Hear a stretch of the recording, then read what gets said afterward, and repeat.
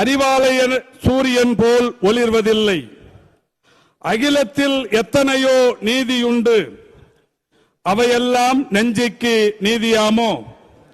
அடைகாக்கும் தாய்மடி மண்ணில் உண்டு, ஆரூர் தலைவர் போல் அன்னை இல்லை. முத்தமிழறிஞர் கலைஞர் துயிலும் திசை நோக்கி வணங்குகிறேன். மீசை முளைக்காத வயதில் கழக கொடி ஏந்தியவர், மிசா என்னும் கொடிய நெருப்பாற்றில் நீந்தியவர், வியர்வை துளிகள் சிந்தி வெற்றி சிகரம் ஏறியவர். பெரியார், அண்ணா, கலைஞர் மூவரும் சேர்ந்ததொரு தத்துவமாய் மாறியவர். தேசங்கள் போற்றும் திராவிட மாடல் நாயகர் மாண்புமிகு தமிழ்நாட்டின் முதலமைச்சர் அவர்களை பணிந்து வணங்குகிறேன். உதயநிதி தமிழர்தம் இதயநிதி, கழகத்தை தாங்கும் காலநதி, கால் கொண்டு நடக்கும் கருணாநிதி.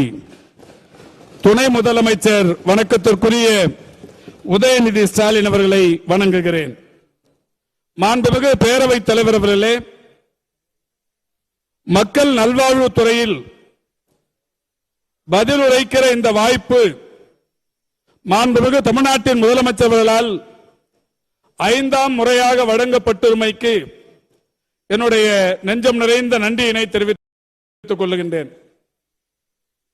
தமிழ்நாட்டின் மருத்துவ கட்டமைப்பு என்பது இந்தியாவில் 36 மாநிலங்கள் இருந்தாலும் அனைத்து மாநிலங்களையும் கடந்து மிகப்பெரிய அளவிலான மருத்துவ கட்டமைப்பை பெற்றிருக்கிறது.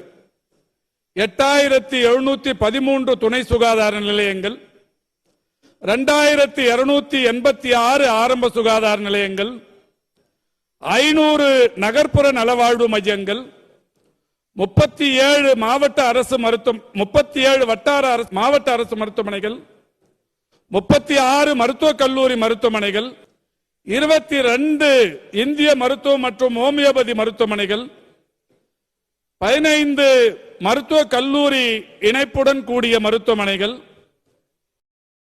3 பல் மருத்துவ கல்லூரிகள், 2 பன்னோக்கு மருத்துவமனைகள் என்று நாட்டில் மிகப்பெரிய மருத்துவ கட்டமைப்பு இருக்கிறது.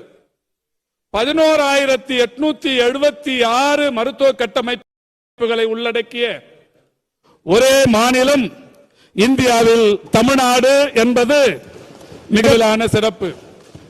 உலக சுகாதார மையம் WHO என்று சொல்லப்படுகிற உலக சுகாதார மையம் 1000 பேருக்கு